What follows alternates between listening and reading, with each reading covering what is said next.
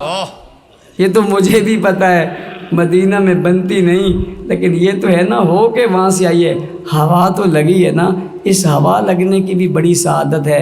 تو قدر پوچھنے تو میں کہہ رہا تھا قرآن پاک براہ راست جناب رسول اللہ پر نازل ہوا، اور نازل ہونے کے بعد انہوں نے لیا، یہ کہیں اور آ نہیں سکتا تھا۔ تو آپ کے ذہن میں ایک سوال پیدا ہوا، اس سوال پر میں نے ایک جواب بنایا، وہ یہ آپ کہتے ہو کہ جی ان پر نازل ہوا، یہ تو ہمارے دل میں بھی ہے، جی ہاں آپ کے دل میں آیا ہے، مگر ایسے ہی جیسے پاور ہاؤس سے بجلی آتی ہے بنتی وہاں ہے، لمبی لمبی بڑی بڑی موٹی موٹی صلاحیت والی تاریں وہاں سے اسے لیتی ہیں، تو آپ کے بازار میں، مکتب میں، اسکول میں، کالج میں، مدرسے میں، محلے میں، گوٹھ میں، گاؤں میں اسے پہنچاتی ہیں، وہاں چھوٹا بلب بھی جلتا ہے، بڑا بلب بھی جلتا ہے، مشین بھی چلتی ہے، سب بھی چلتی ہے سارے جہاں میں، لیکن اگر براہ راست وہاں سے لینا چاہیں تو نہیں لے سکتا۔ اس کے لیے میں نے جملہ قائم کیا تھا کہ کلام اللہ رسول اللہ کے علاوہ کوئی نہیں لے سکا، اور رسول اللہ کو حزب اللہ کے علاوہ کوئی نہیں لے سکا۔ سبحان اللہ۔ اور حزب اللہ صحابہ کو کہتے ہیں۔ تو صحابہ کرام نے جناب نبی کریم صلی اللہ علیہ وسلم سے پھر اس کلام پاک کو لیا، اور لینے کے بعد پھر اسے پڑھا اور سمجھا اور براہ راست لیا۔ کیا بات ہے، قرآن کریم کہتا ہے یتلو علیہم آیاتہ ویزکیہم ویعلمہم الکتاب والحکمہ۔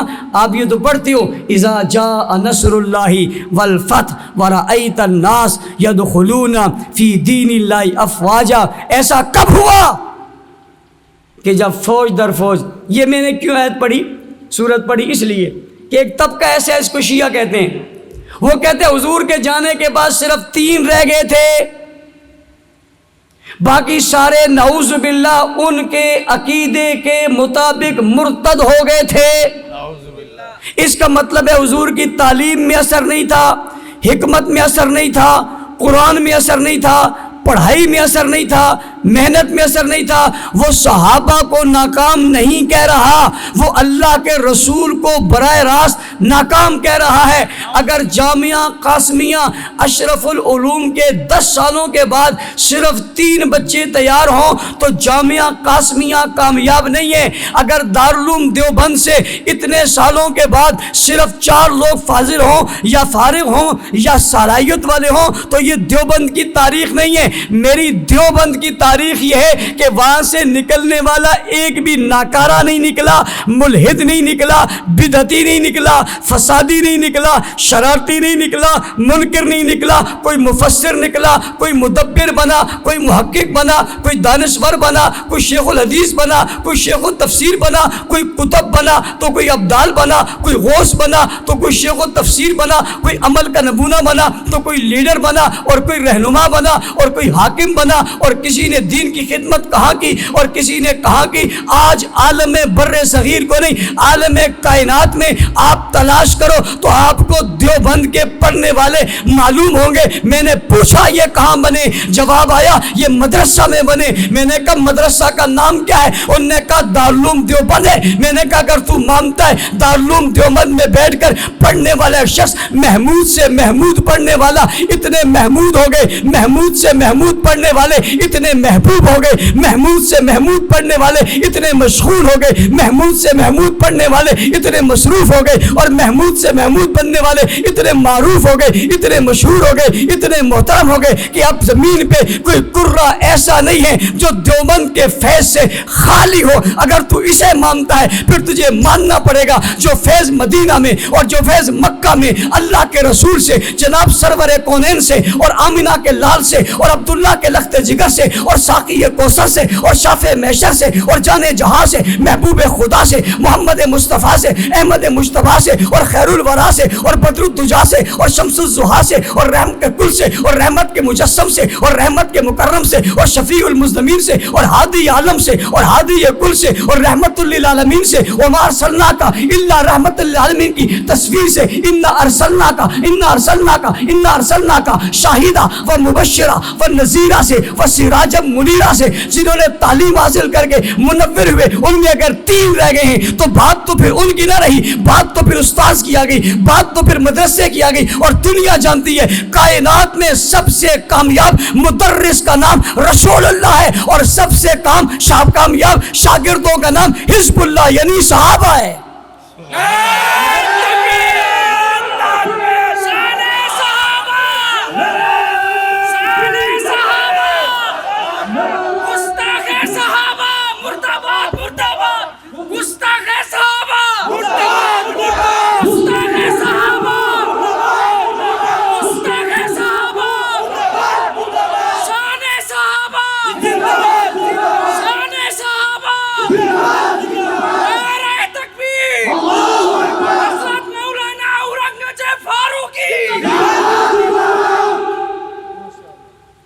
اگر آپ کی سمجھ میں بات آئی ہو تو میں نے گفتگو کو کھول کر سمیٹنا شروع کر دیا.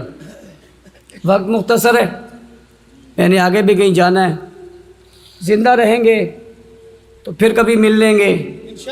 جس نے کہا صرف 3 باقی ہیں. قرآن نے کہا اذا جاء نصر اللہ والفتح ورأیت الناس یدخلون فی دین اللہ افواجا. فوج کی جمع ہے، فوج کی جمع ہے، فوج بھی نہیں کہا. 3 سے فوج نہیں بنتی،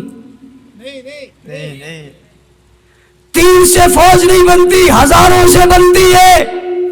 اور یہ 1.25 لاکھ تھے، 1.25 لاکھ، اور 1.25 لاکھ کے 1.25 لاکھ وہ کلن وعد اللہ الحسنی، ان سب سے میرے رب نے بھلائی کا وعدہ کیا ہوا ہے.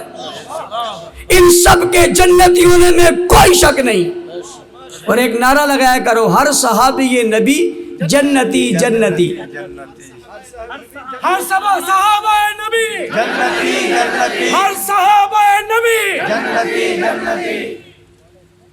الصحابۃ کلھم عدول، کلھم عدول. بابا اگر صحابہ سب عادل نہیں ہیں، سب صحابہ کی عدالت نہیں ہے، پھر تمہارے پاس رکھی حدیث حدیث نہیں ہے، قرآن قرآن نہیں ہے.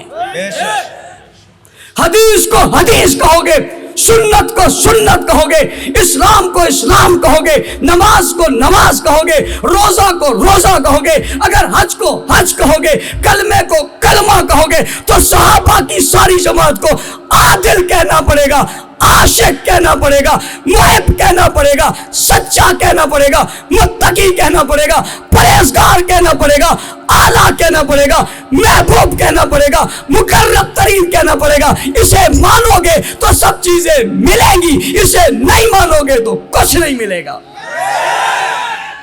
اسے نہیں مانو گے تو خاک ملے گی. پھر ہاتھ اٹھاؤ اور سینے پہ مارو، پھر چھری اٹھاؤ اور پیٹھ پہ مارو، پھر خاک اٹھاؤ اور سر پہ پھینکو، پھر آگ جلاؤ اور اس کے اوپر گھومو، پھر ہائے ہائے کرو، ہائے ہائے کرو، ہائے ہائے کرو، ہائے ہائے کرو. تمہاری قسمت میں ہائے ہائے ہے. جس کی قسمت سے صحابہ نکل جائیں اس کی قسمت میں سوائے ہائے اور وائے کے اور کچھ رہتا ہی نہیں ہے. ذلت ہے، رسوائی ہے، گندگی ہے، غلاظت ہے، بے حیائی ہے، جہالت ہے، عریانی ہے، فحاشی ہے. یہ سب اس کی قسمت میں، اور جو صحابہ کو مانے اس کے لیے عزت ہے، عظمت ہے، علم ہے، قرآن ہے، دین ہے، شریعت ہے، نماز ہے، عبادات ہے، معاملات ہے، صداقت ہے، دیانت ہے، عدالت ہے، سخاوت ہے، شجاعت ہے، جرأت ہے، بہادری ہے، ہمت ہے، دلیری ہے، غیرت ہے، ایمان ہے، جنت ہے. اس کے لیے جس کے پاس کون ہے؟ صحابہ ہیں. صحابہ کے ذریعے یہ دین پھیلا. تو اللہ کے کلام کو حضور کے بغیر کوئی لے نہیں سکتا تھا، اور حضور کو صحابہ کے بغیر کوئی دیکھ نہیں سکتا تھا. تو جس نے کلام اللہ لینا تھا اس کو کلام اللہ دے دیا، اور جنہوں نے رسول اللہ لینا تھا ان کو رسول اللہ دے دیا. پھر رسول اللہ نے کلام اللہ بھی انہی کو دے دیا. سبحان اللہ، کہو یار سبحان اللہ. پھر رسول اللہ نے کلام اللہ بھی ان کو دے دیا. اب اگر دیکھنا چاہتے ہو تو کلام اللہ بھی صحابہ کے پاس ہے اور رسول اللہ بھی صحابہ کے پاس ہے. پھر صرف کلام اللہ اور رسول اللہ ہی صحابہ کے پاس نہیں، بیت اللہ بھی صحابہ کے پاس ہے. بیت اللہ بھی صحابہ کے پاس ہے، اذان بھی صحابہ کے پاس. اب دیکھو حضور کلمہ پڑھتے ہیں، لا الہ الا اللہ انی رسول اللہ. ہاں یہ پڑھتے ہیں، یہی پڑھتے ہیں، حضور تو یہ پڑھتے ہیں. محمد الرسول اللہ کس نے پڑھا ہے؟ صحابہ نے. صحابہ اونچی اونچی گونج کے کس نے پڑھا ہے؟ بھائی کلمہ جو ہم پڑھتے ہیں، حضور نے تو لا الہ انی رسول اللہ، میں رسول ہوں، لا الہ الا اللہ محمد الرسول اللہ تو پڑھائی صحابہ نے ہے. اس کلمے کے اول پڑھنے والوں کا نام صحابہ ہے، کلمہ لینے والوں کا نام صحابہ ہے، کلمہ رکھنے والوں کا نام صحابہ ہے، پھر کلمہ پھیلانے والوں کا نام صحابہ ہے، پھر پڑھانے والوں کا نام صحابہ ہے، اور پوری کائنات میں اس کلمے کے نور کو چمکانے والوں کا نام صحابہ ہے.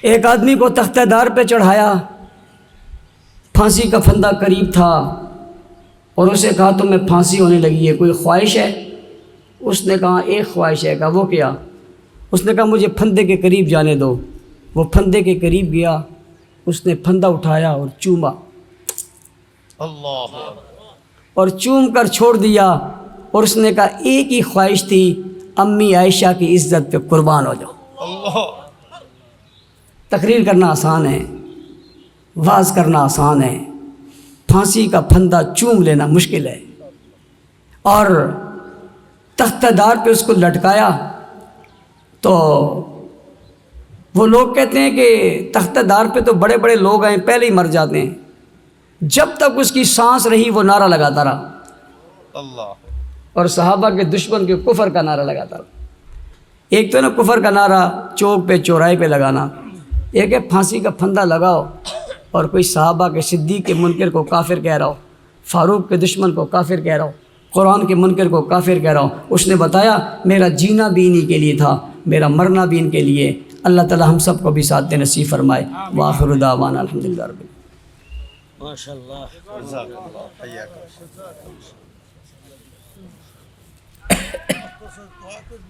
امین الحمدللہ رب العالمین ولا قوت۔ الصلاۃ والسلام علی رسول محمد النبی الامین۔ ربنا آتنا فی الدنیا حسنہ وفی الآخرۃ حسنہ رب اجعلنی مقیم الصلاۃ ومن ذریتی ربنا وتقبل دعاء ربنا اغفر لی ولوالدی وللمؤمنین یوم یقوم الحساب۔ اللہ اس ادارے سمیت تمام اداروں کو کامیاب فرما، ہماری باتوں کو ہمیں اخلاص پیدا فرما، پھر اسے قبولیت سے نواز دے اور مالا مال فرما دے۔ اللہ اپنا کرم اور فضل فرما دے، عافیت ایمان سلامتی نصیب فرما، تمام عالم میں اسلام کی ہواؤں کو پھیلا دے، ہمیں اس کے لیے قبول فرما، اپنے دین کے لیے قبول فرما، اللہ دین کے لیے قبول فرما۔ یا اللہ جب تک زندہ رہیں سعادت کی زندگی نصیب فرما، اور جب دنیا سے جائیں تو شہادت کی موت نصیب فرما، آمین برحمتک۔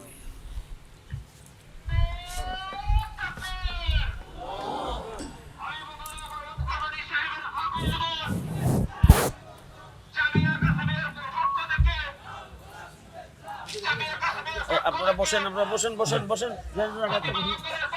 ঘোষণা করো তাড়াতাড়ি। আমাদের